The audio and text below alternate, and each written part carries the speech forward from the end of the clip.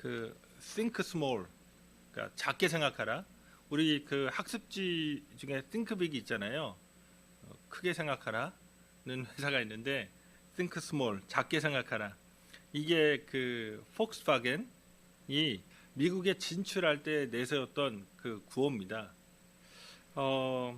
파르디난트 포르쉐라고 하는 유명한 박사가 있습니다. 이제 체코에서 태어났는데 이제 오스트리아 그리고 이제 독일에서 이제 공과 대학에서 이제 교수하고 자동차 엔진 만든 분입니다. 그래서 히틀러가 1934년에 이 페르디난트 포르쉐 박사한테 그 우리가 아는 그 포르쉐 있잖아요, 차 그거 만드신 분이고 이 폭스바겐을 창립하신 분입니다. 그래서 이 가문이 폭스바겐의 그 회장 역임하고 아들이 뭐 이렇게 대대로 이분이 그 뭘 만들었냐면 유럽을 침공할 때 독일이 썼던 타이거 전차 있잖아요. 티거 1, 2를 만든 분이에요. 그러니까 이제 당대 최대 공학자입니다. 그러니까 히틀러가 1932년에 아우토반을 그 쾰른하고 본을 연결하는 1차로 그걸 만듭니다. 그리고 나서 이제 그 후로 6년 동안 더 만들어서 이제 아우토반을 거의 완성했거든요. 그러니까 이제 아우토반 만들었고 1930년에 그 폭스바겐의 이 그 비틀 알잖아요. 그쵸 딱정벌레 차가 나옵니다. 그런데 그걸 개량해서 이제 폭스바겐도 30년에 폭스바겐 비틀이 나왔는데 32년에 그 아우토반 만들고 나서 이제 새로운 계획이에요. 그 당시 독일의 그러니까 실업자가 620만 명입니다. 지금도 독일이 8천만이거든요. 근데 지금 한 7, 80년 전에 620만 명이 실업자니까 전쟁에 지고 나서 세계 대공황에 맞부딪혀서 완전히 이제 국가가 엉망이 된 거죠. 그러니까 우리가 뉴딜 정책만 생각하지만 독일에서 했던 정책이 아우토반입니다. 대규모 공공사업을 통해서 실업자들을 국가가 흡수한 사업이죠. 그러니까 어쨌든 그렇게 도로도 깔았으니까 이 포르쉐 박사 불러다 놓고 한 얘기가 저가에 그러니까 저렴한 성인 2명에 아이 3명이 타고 100km 정도로 달릴 수 있는 차를 만들어 달라. 이게 요구사항에서 정권에서. 그래서 만든 게 이제 개량형 폭스바겐입니다. 그리고 전쟁을 했죠. 그래 독일이 졌잖아요. 그런데 이제 폭스바겐이 이제 미국 시장에 진출하려고 했습니다. 근데 1950년대 미국을 이제 생각하시면 세계 GDP의 50%입니다. 인류 역사에서 그런 나라는 존재한 적이 없습니다. 그러니까 중국이 가장 20세기 초반까지 19세기까지 전 세계에서 GDP가 제일 많았던 나라였거든요. 그게 25% 정도입니다. 지금 미국이 한 23% 정도 거예요. 지금의 미국이. 그러니까 인류 역사에서 중국이란 나라가 엄청난 거죠. 전 세계에서 한 4분의 1은 어느 시대를 막느라 중국이 차지했던 겁니다. 근데 지금 중국이 부상하는 거고. 어쨌든 근데 미국이 50%였어요. 왜냐하면 유럽이 완전 붕괴됐거든요. 그러니까 뉴딜 정책으로 그 마샬 정책이죠. 그런 걸로 유럽을 지원하고.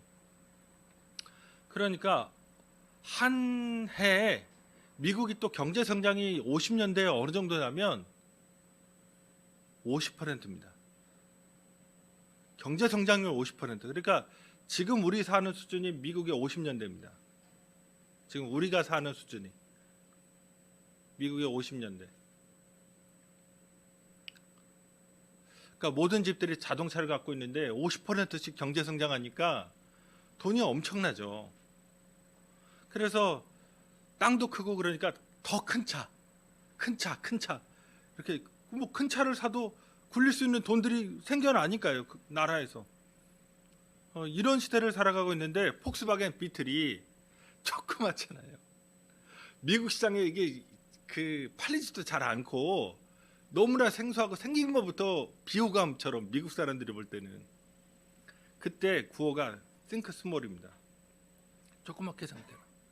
그래서 아기자기하고 연비가 좋고 그리고 그런데 그나마 또 빨리 달리고 뭐 그 웬만한 가족들은 그래도 탈 수 있고, 그래서 폭스바겐이 미국인들한테 호응을 얻어서 그 미국 시장에서 급성장하고 자리 잡을 수 있었던 그런 그 사건이죠.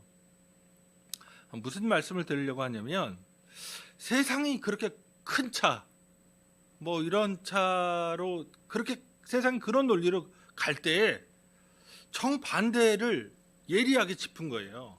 그리고 그걸 구호로 think small, 조그맣게 생각해봐라, 작게 생각해라. 사고의 전환입니다. 어쩌면 우리가 믿는 신앙도 마찬가지예요. 이 세상은 다 권력이나 부나 명예나 혹은 그 세상의 강함과 위대함과 그 큰 뭐 이런 것들로 다 몰려갑니다. 그런데 기독교 신앙은 그런 게 아니죠. 오히려 예수님이 하나님이신 그분이, 우리의 신앙의 모델인 그분이 보여주신 건 십자가입니다. 자기 희생을 통해서 오히려 커지는 게 아니라 이 세상에 그 하나님이신 그분이 낮은 모습으로, 작은 모습으로, 천한 모습으로 종의 형체를 띠어서 이 땅에 오시는 겁니다. 영광과 위용, 그 용맹함과 뭐 대단함으로 세상을 승부하는 게 아니라 하나님은 어떤 분인가를 보여주신 거죠. 하나님은 오히려 가난하고 연약한 사람들에게 관심을 갖고, 완전한 역발상입니다. 그런 종교는 그 당시에 없습니다. 그 이후에도 세상에 다 구틀하거나 뭐 불교를 하거나 혹은 심지어 오늘날의 그 실용주의나 아니면 물질주의에 물든 기독교는 다 커지게, 강해지게, 높아지게, 멋있어지게, 그런 게 기도의 제목이고 그런 게 설교잖아요. 꿈꿔라, 하나님이 이루어주신다, 그런 내용으로 어쩌면 예수님은 한 번도 말씀하지 않은 것을 담대하게 선포합니다. 어쩌면 그게 인간의 어떤 본성이죠. 그런데 로마서 12장 2절에서 사도 바울이 로마 교회 성도들에게 너희는 이 세대를 본받지 말고 오직 마음을 새롭게 함으로 변화를 받아 하나님의 선하시고 기뻐하시고 온전하신 뜻이 무엇인지를 분별하도록 하라 라고 말합니다. 신앙인으로서 우리가 어떻게 살아야 될 것인가, 어떤 사고의 전환, 세상이 그렇게 대세가 그렇게 흘러갈 때에도 그런 게 아니라 우리는 하나님을 믿기 때문에 이렇게 산다고 하는 것, 하나님을 알기 때문에 이렇게 삶을 채워간다고 하는 것, 그것을 보여줄 수 있어야 되는 겁니다. 오늘 본문에서 이 다윗, 그 어린 다윗이 골리앗을 상대하는 그 이야기에서 이런 얘기가 아주 명확하게 드러납니다. 그래서 이 말씀을 통해서 다시금 우리가 하나님이 기뻐하시고 온전하신 그 뜻이 무엇인지, 우리가 어떤 신앙생활을 해야 되는지에 대해서 함께 말씀을 통해서 은혜를 나누고자 합니다. 첫 번째는 하나님을 우선시하는 다윗을 발견해야 됩니다. 이 본문 안에서 보통 다윗과 골리앗 얘기하면 긍정심리학의 논리가 특히 미국에서 나온 책들에는 아주 강력하게 이제 결부되어 있습니다. 그러니까 다른 사람들은 골리앗이 너무 커서 걔가 어릴 때부터 용사니까 또 커리어가 있는 거잖아요. 그렇죠? 뭐 UFC 챔피언처럼 장난 아닌 거죠. 얘가 어릴 때부터 거의 무패고 키가 2m 60에서 2m 90 사이입니다. 그러면 작게 해서 2m 60이라고 해도 엄청난 거죠. 거기다 갑옷이 57kg이에요. 지금 그 창날 그 무게가 나오는데 7kg입니다. 그 군대에서 이제 소총 들고 사격해 보신 분들은 아시겠지만 소총 2배 무게 정도, 2-3개 정도 무게죠. 그걸 막 자유자재로 휘두르면서, 그렇죠? 엄청난 거죠. 키가 2m 60 생각해 보시면. 그런데 이제 긍정심리학적으로 이 본문을 보는 분들은 다른 사람들은 그 크기에 그 무게에 짓눌려서 긍정적인 생각을 못하고 다 부정적인, 숨고 나타나지 않았다. 그가 뭐 1대1로 맞붙어서 우리가 이기면 그 니네가 우리 종되고 니네가 이기면 우리가 니네 종된다. 이렇게 1대1로 대결을 해서 전쟁의 승패를 가리자 했을 때 그 키, 무게, 그 전력을 보고 다 숨었는데, 부정적인 생각을 했는데 다윗은 돌을 던져도 이건 너무 크니까 무조건 던지면 맞는다. 뭐 긍정적으로 생각했다. 너무 커서 내가 그 비슷하게만 던지면 얘는 맞고 간다, 그렇게 생각했다. 근데 이게 성경적 교훈이냐? 오늘 본문에서 그렇게 긍정적으로 생각해라, 그게 아니죠. 이건 세상적 교훈인 겁니다. 다시금 승리의 비결이 다윗이 긍정적으로 생각한 것에 있지 않습니다. 핵심은 오늘 다윗이 뭐에 분노했냐? 살아계시는 하나님, 그 하나님의 이름으로 일컬어지는 군대를 모욕했다는 거잖아요. 하나님을 모욕한 겁니다. 거기에 비분관계한 거예요. 그러나 걔가 전쟁하러 나간 것도 아닙니다. 아버지가 형들 군대에 나갔으니까 오랫동안 돌아오지 않으니까 먹을 거 싸서 줬어요. 그날 가서 봤는데 골리앗이 그날도 나와서 하나님을 모욕하고 이스라엘의 군대를 모욕하는 겁니다. 그러니까 여기에 열이 받은 거죠. 그리고 자기가 전쟁터에서 싸우겠다고 자원한 겁니다. 무슨 긍정적인 사고로 보자마자 이거 때려잡아야겠네, 너무 큰데, 한방거리인데, 이런 생각을 한 게 아니라 하나님의 이름이 모욕당하는 것. 오늘 가장 많이 쓰는 이제 단어 중에 하나가 진심이란 단어죠. 뭐 음식의 이제 진심, 먹을 걸 밝히면 음식의 진심이고, 돈을 밝히면 돈의 진심이다. 그렇죠? 제가 아는 전도사도 주식을 한대요. 그러면서 자기는 늘 주식하는 분들이 그런 것 같아요. 자기는 전문가 버전이다. 늘 그러신 것 같아요. 제가 자기는 나비스다, 아니면은 자기는 약간 뭐 잘 모른다, 그러시는 분 한 번도 본 적이 없습니다. 근데 그 친구도 그러더라고요. 그런데 어쨌든 진심이니까 매일 그걸 보거든요. 진심이니까 거기에 속상하고, 진심이니까 거기에 관심이 있고, 진심이니까 거기에서 희노애락이 발생합니다. 오늘 우리가 살아가면서, 인생을 살아가면서 어느 때 기분이 나쁘고, 어느 때 기분이 좋아지고, 어느 때 만족하고, 어느 때 보람을 느끼고, 어느 때 행복하고, 어느 때 때로는 우울해지고, 그런 게 있을까요? 여기서 우리가 진짜 모습이 드러납니다. 우리가 어떤 사람인지, 우리가 뭐에 진심인지가 다 드러납니다. 이제 올림픽을 하고 있습니다. 아마 제 인생 살아오면서 역대 최저 관심의 올림픽인 것 같아요. 특히 이제 중국에서 하니까, 이제 최근 여론조사에 한국 사람의 한 10명 중 8명은 중국을 싫어한다, 그런 거잖아요. 그러니까 알아서 해라, 뭐 그런 분위기로 가는데, 어쨌든 우리가 올림픽 할 때 그 올림픽 도둑 맞았던, 메달 도둑 맞았던 그런 사건들 있잖아요. 우리 감정으로는. 그렇죠? 안톤 오노, 그렇죠? 이거 김동성 이렇게 뭐 손들고 뭐 했던 그 사건에서 그게 진심인 거죠. 그때는 올림픽 메달 보면서 우리가 그게 그 노란색이냐 은색이냐 구릿빛깔이냐, 그거에 막 진심이고.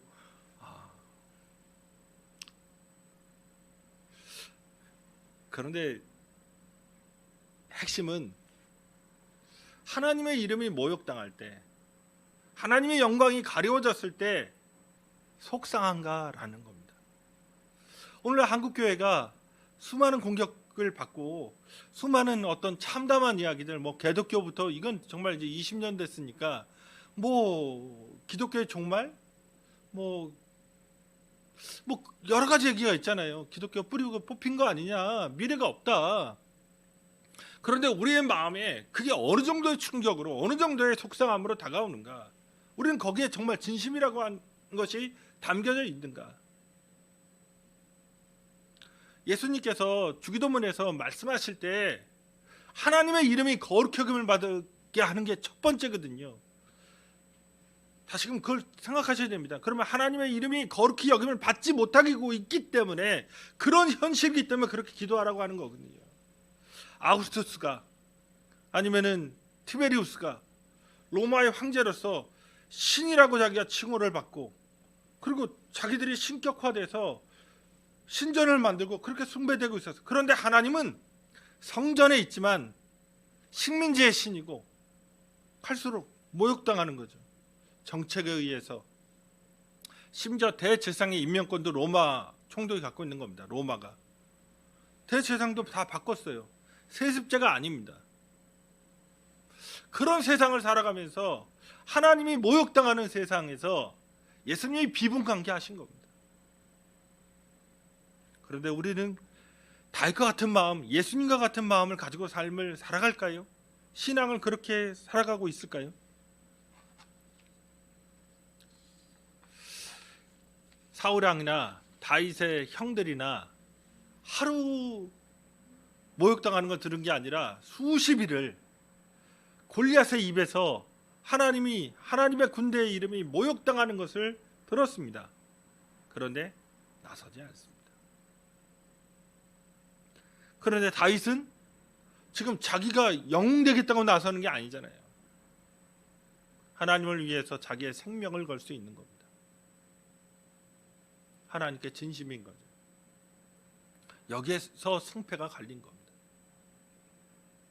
하나님이 살아계시다면 하나님께 삶을 걸고 하나님이 정말 전능하신 분이고 하나님은 우리의 인생의 모든 것을 주관하신다면 하나님께 우리의 모든 것을 걸어야 되는데 걸지 않는 거죠. 명목상으로는 신앙인입니다. 예배도 드리고 뭔가 행사 때마다 그렇게 하나님께 기도도 하고 그런데 결정적인 순간에 삶의 중요한 순간에 하나님께 등을 돌리는 겁니다.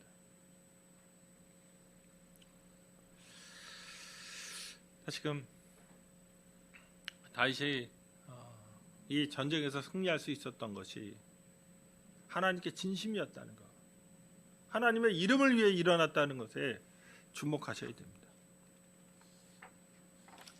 두 번째로는 우리가 하나님의 크기를 생각해야 됩니다. 그러니까 하나님이 누구이신지를 생각해내야 됩니다. 이스라엘 사람들이 왜 그러면 골리앗 앞에 나가질 못했냐? 골리앗이 크거든요. 갑옷에 진짜 걔네들은 없는 철제 무기 막 노스로 갑옷 이런 거 해가지고 입고 나왔잖아요. 거기다가 무기도 칼과 창과 단창, 그렇죠? 여러 종류죠. 거기 이제 뒤에 보면 방패드는 자도 있거든요. 그러니까 이게 감당할 수 없다. 내가 세상적인 견적을 내봐도 이게 계산기를 아무리 두드려봐도 이게 안 되는 거죠. 그런데 다윗이 지금 전쟁은 누구에게 속했다고 하죠? 하나님께 속해 있다. 이 어린아이의 입에서 나오는 그 멘트가 장난이 아닌 겁니다. 전쟁은 하나님께 속한 것이다. 그러니까 하나님의 크기, 하나님의 능력, 하나님의 지혜, 하나님의 권세, 하나님의 일하심, 하나님의 살아계심과 하나님의 위대하심을 진짜로 믿고 그렇게 가는 겁니다. 우리 주위에 많은 문제들이 있죠. 진짜 태산 같은 문제라고 하는. 그러니까 우리가 옮길 수 없는 문제, 우리가 이길 수 없는 문제, 단순 비교를 통해서 진짜 견적이 안 나오는 정도가 아니라 가능성 제로 같은 정말 계란으로 바위치기 같은 그런 난관들이 있습니다. 우리의 힘으로 안 되는 거죠. 우리 힘으로 안 된다는 걸 압니다. 그러니까 우리 주 예수 그리스도께서 우리를 구원하신 거죠. 할 수 없는 죄인들을 우리를 구원하셨습니다. 마찬가지로 우리의 인생의 문제도 그런 거죠. 인생을 살아가면서 늘 맞이하는 첫날은 보통 사람들이 내가 살아가는 날 중에 제일 젊은 날이다 이렇게 긍정적으로 얘기하지만 제가 생각할 때는 내가 살아가는 날 중에 처음으로 맞부딪히는 날이라 또 무슨 일이 일어날지 난감해요. 자식을 키울 때 우리 김광성 목사님이 금요 예배 때마다 이제 애들 커나가는 얘기를 하시거든요. 애들 커나가는 얘기를 하는데 이제는 하준이가 이제 벽을 잡고 이제 서고 막 이렇게 기어다니고 막 그렇죠? 여러 가지 하죠. 근데 그때마다 이게 조금 걸었으면 좋겠고 이제 말하면 좀 편해지겠지? 다 편안하신가요? 애들이 말한 지 이제 20년이 더 지나서 그런데 그 애들을 보면서 마음이 놓이시고 막 그러신가요? 저는 개인적으로 그런 적이 별로 없는 것 같습니다. 군대 가면 이렇게 드디어 알아서 그렇죠? 근데 어제도 제가 돈을 보냈거든요. 돈 달라고 휴대폰을 줬더니 이제 카톡으로 뭐 이렇게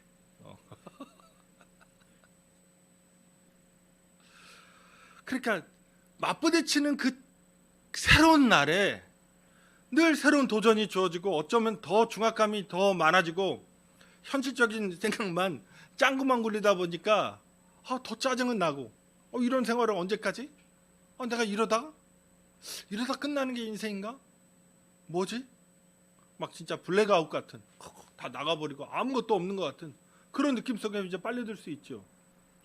그러다가 이제 몸은 또 좋아지면 솔직히 건강만 해도 괜찮겠지만 건강이 나날이 그러니까 약으로 버티고 뭐 그런 삶이 지속된다면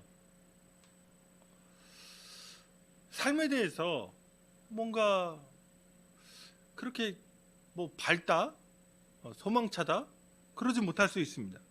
그런데 다시금 우리에게 소망이 있는 것 그게 인생인 거죠. 그렇게 부적응이고 그렇게 모자라고 그렇게 적응이 안 되고 뭔가 비어 있고 그런 게 우린 거죠. 그런 체질을 아시는 겁니다, 하나님이. 그럼에도 불구하고 우리를 사랑하셔서 예수 그리스도를 구원자로 보내주시고 성령 부어주셔서 믿음 안에서 살라고 우리를 불러주신 거거든요. 그런데 믿음이 없어요. 하나님을 잘 못 믿어요. 하나님의 크기를 생각하지 못합니다. 하나님의 능력을 잘 의지하지 못합니다. 하나님의 그 무한하신 사랑을 깨닫지 못합니다. 제가 자주 말씀드리지만 로마서 8장에 우리가 넉넉히 이기느라 영어로 하면 more than conquerors잖아요. 정복자들보다 더 그 이상으로 우리를 만들어 주신다 하지만 근데 그 핵심이 그거잖아요. 예수 그리스도의 사랑에서 우리를 끊을 게 없다. 과거나 현재나 미래나 높음과 깊음과 뭐 정사나 권사나 끊을 게 없다고 말하지만 우리는 잘 못 믿습니다. 내가 컨디션 좋은 날 내일 잘 되는 날은 주님이 살아계신 날입니다. 그런데 내 컨디션 안 좋고 기분 나쁘고 사고당한 날은 주님도 사망하신 날이에요. 다시금 하나님의 크기를 생각하셔야 됩니다. 전쟁은 여호와께 속한 겁니다. 요한일서 4장 4절에 사도 요한이 우리에게 들려주는 말씀이 있습니다. 자녀들아 너희는 하나님께 속하였고 또 저희를 이기었나니 이는 너희 안에 계신 이가 세상에 있는 이보다 크심이라. 우리가 하나님께 속한 자들인데 그래 세상을 이기는데 이는 세상에 있는 이보다 하나님이 크시다. 우리가 믿는 것은 이겁니다. 보통 이제 예수 믿고 나서 그 인격과 그 삶의 모든 방향성이 바뀐 그 가장 위대한 신앙인 중에 하나라고 하는 사도 바울이 그 빌립보서에서 보면 감옥에 갇힌 상태에서 편지를 쓰죠. 죽을지도 몰랐던 겁니다. 근데 빌립보서 4장 1에서 4장 11절에 13절에서 내가 궁핍함으로 말하는 것이 아니라 어떠한 형편이든지 내가 자족하기를 배웠노니 내가 비천에 처할 줄도 알고 풍부에 처할 줄도 알아. 모든 일에 배부르며 배고픔과 풍부와 궁핍에도 일체의 비결을 배웠노라. 내게 능력 주시는 자 안에서 내가 모든 것을 할 수 있느니라 말합니다. 모든 걸 할 수 있다. 근데 여기서 그 판타거든요. 그리스어로 이 모든 거 all things 하면 뭐 회사 생활도 내가 잘하고 가정 생활도 잘하고 막 이렇게 생각하시는데 문맥적으로 보면 이건 파버티입니다. 가난입니다. 내가 가난에 처한 그 비루한 삶의 고통, 그 고난, 그 염려와 불안, 근심과 걱정, 그 가난 속에서 피어나오는 자식도, 부부 생활도, 미래, 주거, 뭐 모든 것들이 가난과 연동돼 있잖아요. 거기서 사람이 숨 막히죠. 그런데 하나님을 믿으니까 예수 그리스도 안에 있으니까 그것도 이길 수 있다. 이게 그리스도인의 능력인 겁니다. 다시 다윗의 인생의 승리의 비결은 하나님의 크기를 바라보는 겁니다. 세 번째로 그래서 원수들의 방법, 세상적인 방법을 의존하지 않아야 됩니다. 지금 다윗의 장점이 빠르고 젊고 민첩한 거죠. 골리앗은 크고 강력합니다. 힘이 세죠. 묵직하죠. 그런데 세상적인 방법으로 사울이 전쟁이니까 칼과 창이 오가는 거니까 자기 갑옷 입히고 투구 한번 씌워봅니다. 그랬더니 시험적으로 걸어보니까 다윗이 이건 안 되는 거죠. 그 싸움을 포기합니다. 그리고 나서 물맷돌 5개, 자기 주머니에 돌 5개 채워가지고 나갑니다. 자기가 했던 방식으로, 자기가 익숙한 방식으로, 자기가 하나님을 경험했던 그 방식으로 나아갑니다.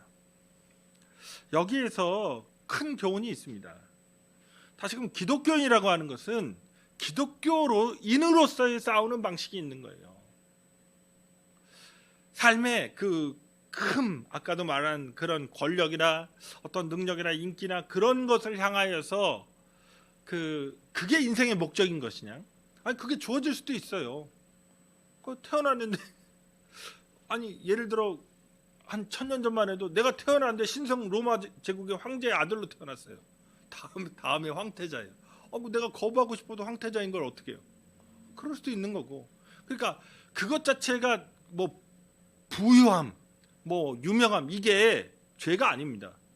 하나님 그걸 다 사용하시는 거예요. 예를 들어 나사로 같은 마리아, 나사로 얘네 잘 살아요, 되게. 그러니까 예수님이 제자들 10몇 인분의 방이 있는 거잖아요. 그러니까 그런 것도 있고, 고린도 교회에도 유명한 그런 그 교회 공동체에게 자기 집에서 예배드릴 수 있도록 했던 스테바나 같은 사람, 그런 사람도 있는 거고요. 그런데 중요한 건 그런 방식을 향해서 자기의 인생을 다 소비하고 사는 것, 자기의 삶을 다 거기에만, 그 인생의 목적이 그것인 것처럼 살아가는 것에 대해서는 깊이 생각해야 됩니다. 에베소 6장 10절에서 18절에서 이게 영적 싸움 본문이거든요. 그렇죠? 머리에 구원의 투구, 그렇죠? 진리의 허리띠, 의의 흉배, 믿음의, 그렇죠? 방패, 말씀의 검, 평안의 복음에 예비한 신발, 이런 거 얘기하잖아요. 여기서 우리의 싸움이 무엇인지를 분명히 보여줬습니다. 세상적인 무언가를 틀켜주고 무언가를 확보하고 무언가를 축적해 놓는, 그래서 내가 성공했다고 말하는 그런 형태가 아니라는 겁니다. 여기는 진리, 의, 믿음, 기도, 신뢰, 구원에 대한 확신, 이런 게 기독교인의 삶의 방식인 겁니다. 이걸로 싸우는 거예요. 하나님이 날 사랑하신다고 하는 것을 생각하고 진리로 진짜 바른 삶을 사는 겁니다. 좋다고 하는 것, 이 세상이 좋다고 하는 것이 아니라 right죠. 올바른 일을 하고 살아라. 하나님이 원하시는 일을 하고 살아라 라는 겁니다. 하나님과 관계, 이웃과의 관계에서 선을 행하고 사는 삶, 하나님을 믿고 신뢰하는 삶, 그 가운데 기도하고 하나님께 엎드려 간구하는 삶, 이런 삶을 살라고 하는 것, 이게 세상 안에서 살기 어렵죠. 그런데 여기에 우리의 삶의 방식이 있는 겁니다. 다윗이 골리앗에게 나갈 때 물맷돌 5개, 진짜 짱돌 5개 집어가지고 나간 이 무모함이 있는 것처럼 이 세상을 살아갈 때 돈이 없다는 게 얼마나 위험하고, 돈이 없다는 게 얼마나 힘들어지고, 돈이 없다는 게 얼마나 뒤처지는 것이고, 권력이 없다는 게 얼마나 우리를 불리하게 만드는 것인지를 체감하는 이 세상 안에서, 그럼에도 불구하고 기독교인은 이런 삶을 살지 않는 겁니다. 예수 그리스도께서 우리의 삶을 채워주실 겁니다. 예수 그리스도께서 우리의 삶을 온전하게 인도해 주실 겁니다. 그런 싸움은 거부하는 겁니다. 거기에 목숨 걸고 거기에 모든 거 다 쏟아붓는 삶이 아니라 하나님의 위대하심을 증거하고, 그 하나님의 위대하심이 있기에 내 삶이 이렇게 바뀌었다고 하는 것, 세상과 다른 방식으로 살아가는 회개의 삶, 그렇게 살아내야 되는 겁니다. 다윗은 그런 것을 선택한 거죠.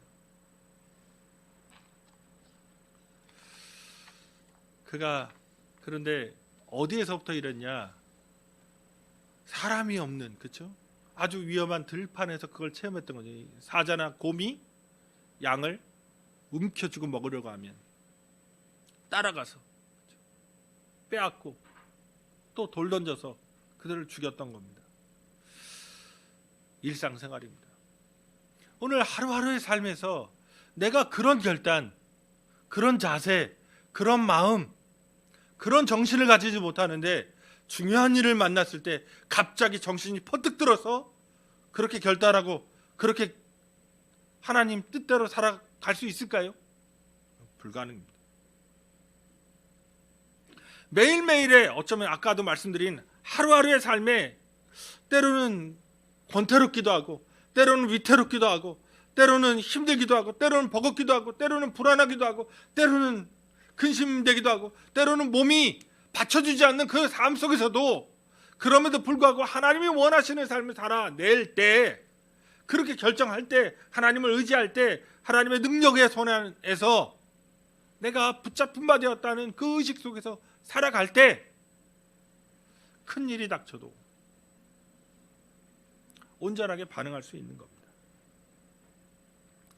양치는 곳에서 골리앗 같은 거인, 그런 놋, 철, 그렇게 무장한 군인 만나지 않았죠.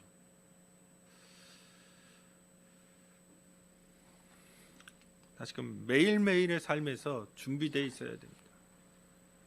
말씀 맺겠습니다. 우리는 긍정적인 사고로 이기는 사람들이 아닙니다. 아니 내가 매일 그러면 긍정적인 사고하고 요가하고 뭐 그런 거 필라테스 하면서 생각도 하고 이렇게 몸도 유연하게 하면서 뭐 그런 거 하겠죠. 그런 걸로 세상을 이기는 게 아니라 우리는 하나님으로 세상을 이깁니다. 전쟁은 여호와께 속한 겁니다. 그 하나님이 우리를 얼마나 사랑하시는지, 우리와 어떻게 동행하시는지, 우리를 어떻게 틀켜잡으시는지, 그래서 성령 부으시고 마지막 때까지 이 죄인일 수밖에 없는 우리를 이 세상적인 그 카테고리 안에서 여전히 헤매고 있는 우리를 그래도 깨닫게 하시고 교회 공동체로 인도하셔서 말씀 듣게 하시고 하나님께 기도라도 하게 하시는 그 은혜로 붙잡고 계시다는 것을 생각하셔야 됩니다. 그 다음에 하나님이 계시기에, 하나님을 신뢰하기에 하나님이 원하시는 방식으로 살아내는 겁니다.